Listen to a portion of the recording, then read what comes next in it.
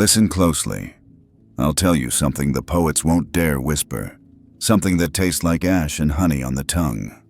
There's a fever that burns through men's veins, not hot, but cold. A fever that makes them dance like marionettes to invisible strings, puppets to their own desperate wanting. I knew a man once, let's call him Marcus, who collected lovers like some men collect pocket watches. Not because he loved them, you understand, but because he needed to be loved with the same urgency that drowning men need air. He'd sit in dimly lit cafes, the kind where the wallpaper peels like sunburned skin, and he'd perform his need like a street magician performs card tricks. Every gesture calculated, every word weighted with the terrible gravity of please love me, please see me, please make me real. The candles on his table would weep wax tears while he wept invisible ones. And the women, oh the women, they could smell his desperation the way sharks smell blood in water. Some were kind about it. They'd touch his hand gently before walking away, leaving him with his cold coffee and colder loneliness. Others were cruel, playing with his need like cats with wounded birds. But here's what Marcus never understood. What Kierkegaard knew when he broke off his engagement to Regine Olsen. The moment you stop needing someone else to complete you is the moment you become magnetic. It's a cosmic joke, really. The universe's way of teaching us that water only comes to those who've learned to survive in the desert. There's an old Romanian folktale about a prince who fell in love with the moon. Every night he'd climb the highest tower in his castle, arms outstretched, begging her to come down. The moon, being the moon, remained silent and distant. The prince grew gaunt, his eyes hollow as abandoned wells. Then one night, exhausted and broken, he stopped climbing. He sat in his garden instead, tending to his roses, finding peace in their thorns and blooms. And wouldn't you know it? The moon herself came down, drawn by his sudden indifference, and asked him why he no longer called for her. Because, he said, not even looking up from his roses, I discovered that my light doesn't depend on yours. The moon wept silver tears and begged him to love her again. But the prince, having tasted the wine of self-sufficiency, found her tears less intoxicating than the morning dew on his petals. You see, there's a brutal mathematics to human desire. The more you chase, the faster they run. The more you cling, the more they recoil. It's not cruelty, it's physics. Like magnets reversed, pushing away with equal force to your pulling. The Stoics understood this. Marcus Aurelius wrote in his private journals, never meant for our eyes, that the man who needs nothing from anyone becomes everything to everyone. I've watched this truth play out in 1,000 small tragedies, in nightclubs that smell of sweat and sweet desperation, where men buy drinks they can't afford for women who won't remember their names, in office buildings where emails are crafted and recrafted, each word a prayer to the God of please respond, in bedrooms where I love you is said not as declaration but as question, always ending with that invisible question mark that hangs in the air like incense in an empty church. Recent studies from behavioral psychologists, those modern priests of the human condition, confirm what mystics always knew. They call it the scarcity principle now, dress it up in academic language, but strip away the jargon and you're left with this. Humans want what moves away from them. We're wired to chase what runs, to crave what's scarce, to worship what ignores us. But here's where it gets interesting, where the knife twists. The moment you truly stop caring, not pretending, not performing indifference like bad theater, but genuinely releasing your death grip on outcomes, something shifts in the cosmic machinery. Suddenly, you're not the moth anymore. You're the flame. And flames, my friend, don't chase. They simply burn, and the world comes to them for warmth. Tell me something. And be honest, though honesty stings like iodine on wounds. When was the last time you felt truly powerful in love? Not when you were needed, not when you were chased, but when you stood alone in your own skin and felt complete. When you could walk away from anyone, anything, and feel not emptiness but fullness. Most never reach this place. They die as they lived, hands outstretched, hearts bleeding need. But for those few who learn the cold algebra of desire, who master the art of caring less, love transforms from prison to playground. They become what Nietzsche called dancing stars, born from chaos, owing light to no one. The fever breaks not with medicine but with philosophy. With the bone-deep understanding that you were whole before they came, you'll be whole after they leave. And their presence, while pleasant, is dessert, not the meal. This is Machiavelli's first rule, written not in his political treatises, but in the margins of his private letters. In love, as in war, the one who needs victory least is most likely to achieve it. So practice this dark art. Water your own garden, light your own candles, dance alone in your room to music only you can hear, and watch, with the detached amusement of a god watching mortals, as the world reorganizes itself around your sublime indifference, drawn like moths to the flame of a person who finally, terrifyingly, needs nothing from anyone.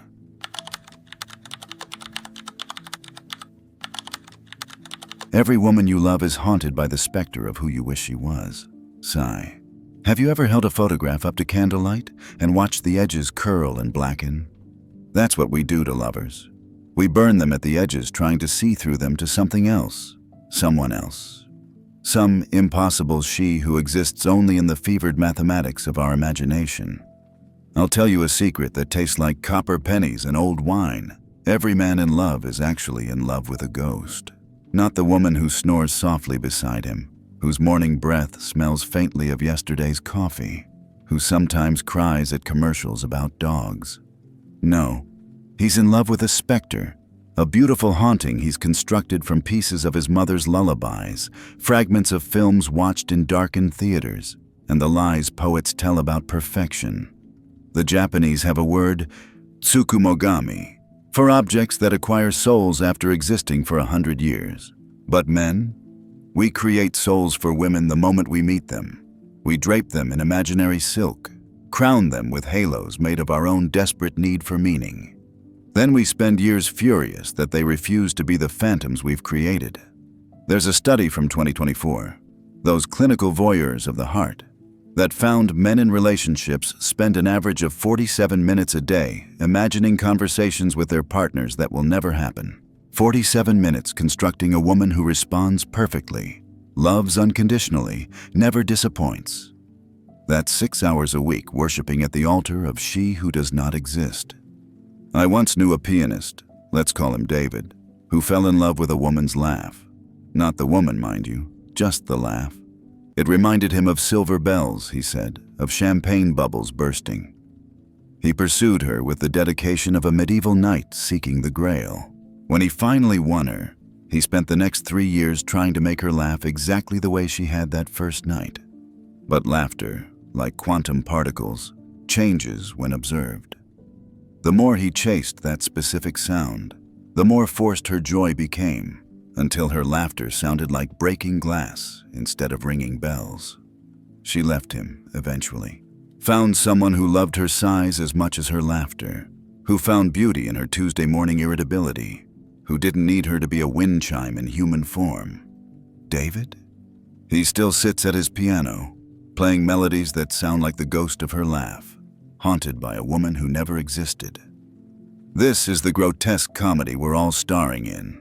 We meet someone real, flesh and blood and beautiful in their flaws, and immediately set about the work of replacing them with a phantom. We paint over their features with our expectations like restoration artists improving ancient frescoes. Then we rage at them for not being the masterpiece we've imagined. Schopenhauer wrote that we forfeit 3/4 of ourselves to be like other people. But in love, we forfeit 3/4 of our lovers to make them like our dreams. We perform dark alchemy, trying to transform Tuesday into Sunday, trying to make mortal women into immortal ideas. Here's what's truly sick about it. Women know. Of course they know. They feel the weight of our projections like a second skin they can never shed. They see themselves reflected in our eyes and recognize nothing. Some try to become the ghost, a kind of living suicide, killing who they are to become who we need. Others rebel, insisting on their own inconvenient humanity. Both responses lead to the same place, a relationship haunted by the specter of who she's supposed to be.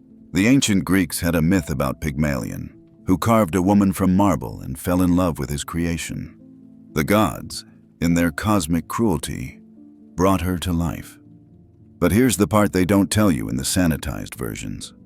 She could feel every place his chisel had touched, every blow that shaped her. She woke in agony, born from violence, expected to be grateful for existence. Modern men are all Pygmalion, but instead of marble, we carve women from our own neuroses. We chisel away their complexities, sand down their sharp edges, polish them until they reflect only what we want to see. Then we wonder why they seem so lifeless, why their eyes look through us like we're the ghosts. But here's the twist, the knife that cuts both ways. Women do this too. They create their own phantoms, dress men in imaginary armor, then rage when we bleed instead of shine. We're all haunted houses, populated by the ghosts of who we wish each other were. The liberation comes, if it comes at all, when you learn to love the living instead of the dead, when you can look at her morning face, creased with sleep and utterly unpoetic, and see beauty without needing to transform it into metaphor. When her ordinary Tuesday sadness doesn't need to be fixed or poeticized, but simply witnessed. Listen and listen well, because this might save you years of haunting. The moment you stop trying to resurrect the ghost of your perfect woman is the moment you might actually meet someone real. She won't be perfect. She'll be something far more dangerous. She'll be herself. And if you're very brave, or very tired, or very wise, that might be enough. So I ask you, in the haunted house of your heart, how many ghosts share your bed? How many perfect women have you constructed from smoke and longing? And here's the real question, the one that should keep you awake. If you met the actual woman behind all your projections, stripped of your fantasies and standing in her mundane glory, would you even recognize her? Or would you walk past, still searching for a ghost who smells like roses and never ever disappoints? The ghosts are so beautiful, aren't they? So much easier to love than the living. But ghosts, my friend, make terrible lovers. They're always cold to the touch.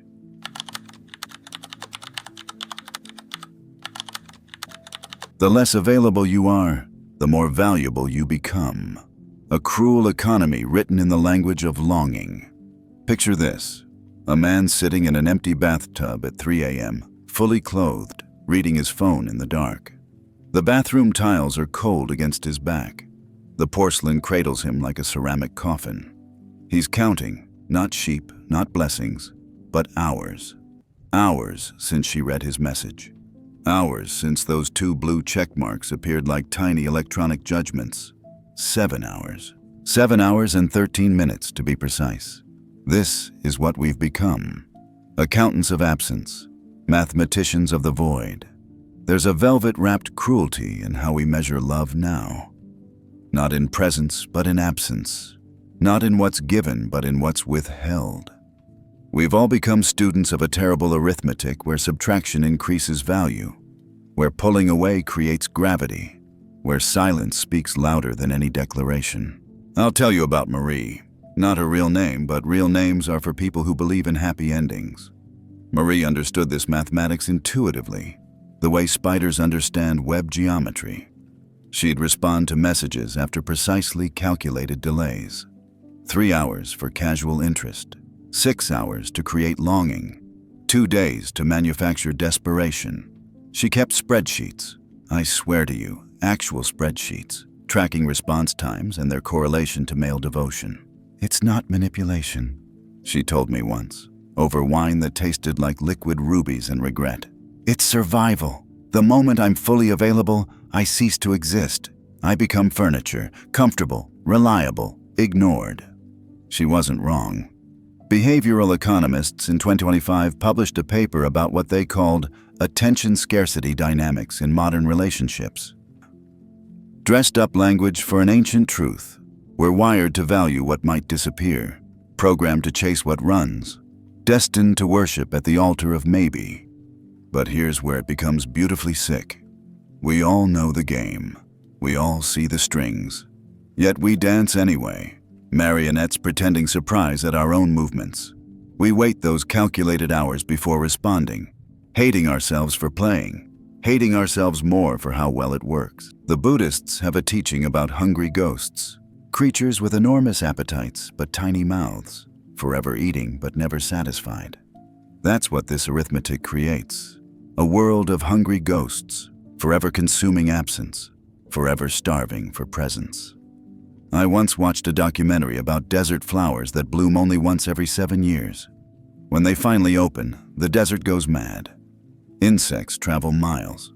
Birds change migration patterns. The rarity creates a kind of biological hysteria.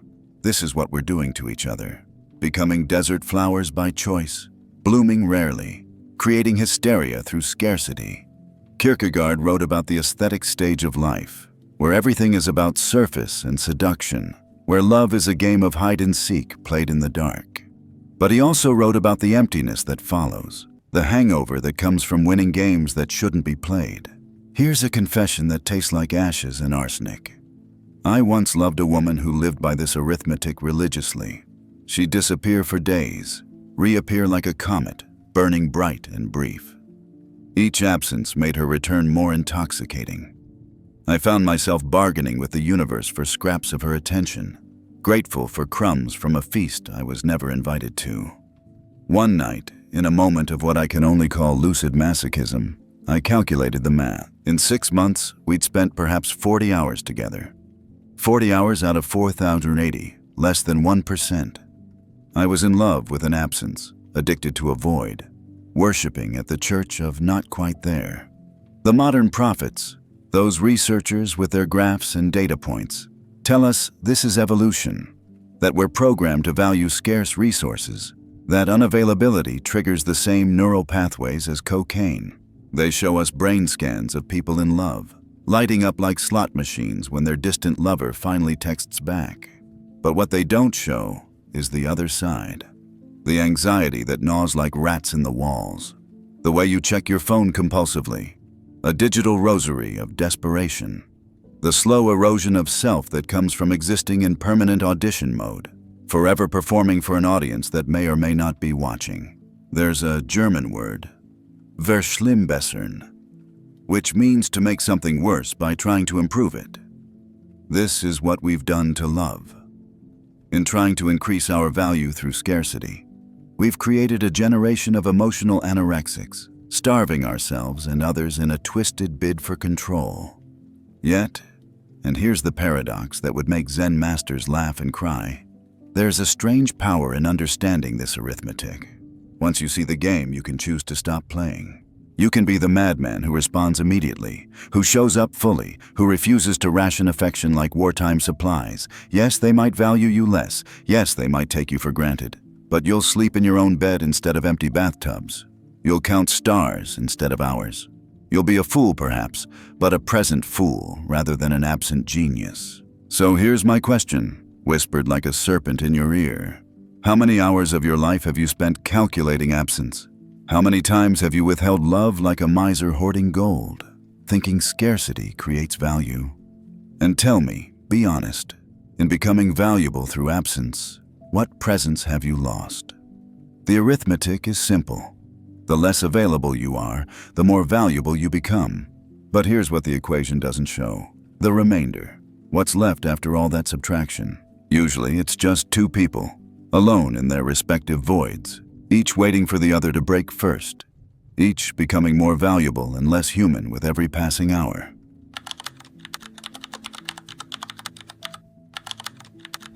Men collect rejections like rare stamps, each no more precious than any yes could ever be. There's a room in every man's mind, dusty, dimly lit, smelling of mothballs and missed chances. The walls are lined with glass cases, each containing a perfectly preserved rejection. He visits this museum daily, running his fingers along the displays, a curator of his own failures. The girl from the coffee shop, Tuesday, October 3rd, smiled but said she had a boyfriend. Sarah from accounting laughed at the joke but declined dinner. The redhead at the bookstore, kind eyes, killing blow. We've become archaeologists of our own humiliation. carefully excavating each no and placing it under glass, studying it from every angle like scholars examining ancient texts. But here's the sick twist. We love this museum. We're more attached to our rejections than our successes. The women who said yes, they're footnotes. The women who said no, they're legend. I knew a professor once. Brilliant man, published poet. The kind who wore tweed unironically, who kept a journal. Not of his conquests, mind you. Of his rejections. 23 years of careful documentation. Each entry included date, time, location, what she was wearing, what he said, how she said no. Some entries were brief. June 4th, library steps, sundress with daisies. I'm flattered, but look of genuine regret. Others were novellas of pain, dissected with surgical precision. When his apartment caught fire, cigarette, whiskey, the usual cliches, what did he save? Not his manuscripts, not his first editions, the rejection journal. He carried it out like a father carrying a child from a burning building. You don't understand, he told me later, bandages on his hands from where he'd fought through smoke to reach it. These rejections are who I am. Without them, I'm just another man who sometimes got lucky. The ancient Norse had a belief that warriors who died gloriously in battle went to Valhalla, while those who died peacefully in bed went to a gray, forgettable afterlife. We've inherited this mythology, twisted it. Our Valhalla is filled not with victories but with spectacular failures. The more it hurt, the more valuable it becomes. There's neuroscience behind this madness. 2024 research shows our brains encode rejection with the same intensity as physical pain, but with better narrative storage. We remember the texture of humiliation more vividly than the smooth surface of success. Evolution's cruel joke. We're designed to obsess over threats, and what greater threat to the ego than a woman's polite decline? But watch how this poison becomes medicine, how we transform rejection into identity. Each no becomes proof of our willingness to risk, evidence of our tragic romanticism. We wear our rejections like purple hearts, battle scars from the war of love. I'll tell you something that sounds like madness, but tastes like truth. Men often sabotage promising relationships because they're addicted to the rejection museum. Success feels empty compared to the rich narrative of failure. A woman who loves you is just there, present tense, boring. But a woman who rejected you, she's eternal, perfect in her absence, forever young in the amber of your memory. There's a Japanese aesthetic concept called mono no aware, the bittersweet awareness of the impermanence of all things. But we've perverted it into something else, the sweet addiction to things that never were. We've learned to prefer the ache to the actuality. The museum has different wings, of course. The Hall of Almosts, where we display the women who nearly said yes. The Gallery of Misunderstandings, where we're certain she would have loved us if only what? If only we'd been different people entirely. The Archive of Alternative Histories, where every rejection is reimagined as acceptance in infinite parallel universes. Some men become performance artists of rejection, seeking it out like connoisseurs. They approach women specifically calculated to say no, too beautiful, too young, too obviously uninterested. The rejection is the point. It confirms their membership in the Guild of the Gloriously Denied. Here's what Schopenhauer understood that we've forgotten. We forfeit 3/4 of ourselves in order to be like other people. But in the museum of rejection, we forfeit 4/4 of ourselves to be unlike the people who might actually love us. We become curators instead of lovers, archivists instead of participants. The saddest part, women can feel it. This museum energy. They sense when a man is more interested in adding to his collection than in actual connection. They recognize the glint in his eye that says, "You're about to become a story I tell myself forever." Some are kind enough to give him what he really wants, a clean, memorable rejection. Others, crueler or wiser, simply fade away, denying him even that satisfaction. But here's the revolution, the sacrilege. What if you burn the museum? What if you took all those carefully preserved rejections, those pickled failures, those taxidermied no's, and set them ablaze? What would be left? Maybe nothing. Maybe that's the terror. Without our rejections, we're not tragic heroes, but just men who sometimes succeed and sometimes fail, with no grand narrative to explain either. Maybe ordinariness is the real horror. Or maybe, and this is the thought that should wake you at 4 a.m. in a cold sweat, maybe burning the museum is how you finally leave it. Maybe forgetting the women who said no is the only way to actually see the ones who might say yes. So I put it to you, keeper of your own private museum. How many displays do you polish daily? How many rejection stories can you recite with perfect recall while forgetting the names of women who actually loved you? And here's the question that should disturb your sleep. If you could trade your entire collection, every perfectly preserved no, for one genuine, ordinary, museum-worthy yes, would you? Or would you miss your exhibitions too much? The museum is always open, admission is free, and you're both the only visitor and the only exhibit.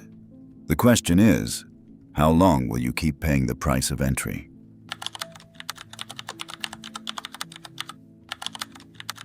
In learning to love loneliness, man discovers the only lover who will never leave: himself. Listen, do you hear that? That's the sound of a man discovering he doesn't need anyone. It sounds like cathedral bells ringing backwards, like wolves learning to purr, like God laughing at his own funeral. I want to tell you about the night I fell in love with being alone. It was raining. Of course it was raining. The universe has a flair for the dramatic. I was sitting in my apartment, the one with walls so thin you could hear the neighbors' dreams. I'd just been left by a woman who collected broken men like seashells, examined them for beauty, then threw them back when she found none. The apartment felt like a crime scene. Her absence was everywhere. The indent in the pillow, the second toothbrush standing like a lonely soldier, the smell of her perfume haunting the air like a benevolent ghost. I sat there, waiting for the crushing weight of loneliness to descend. But it didn't come. Instead, something else arrived. A strange lightness, like helium filling my bones. I stood up, walked to the mirror, and saw someone I hadn't seen in years. Myself, unfiltered, unwitnessed, unnecessary to anyone but the reflection staring back. That's when I understood what the mystics have been screaming into the void for centuries. Loneliness isn't the absence of others. It's the presence of yourself, and most men are so terrified of that presence, they'll do anything to avoid it. They'll chase women like antidotes, collect relationships like armor against the terrible possibility of their own company. The Sufis have a word, khalwa, for intentional solitude, the deliberate seeking of aloneness as a path to the divine. But we've turned it inside out. We see solitude as failure, loneliness as leprosy. A man alone on a Friday night? He must be broken. A man content in his own company? Surely he's lying. But here's the secret that would collapse the entire economy of romantic desperation. The man who genuinely enjoys his solitude becomes magnetic in ways that desperate men never can. Not because he's playing hard to get. That's still neediness in costume. But because he's discovered the only reliable source of love in the universe, the inexhaustible well of his own being. I began an experiment after that night. I called it the Cathedral Year. For 12 months, I would treat my solitude as sacred space. No dating apps, no pursuits, no using women as band-aids for existential wounds. Just me and the terrifying prospect of my own unmediated existence.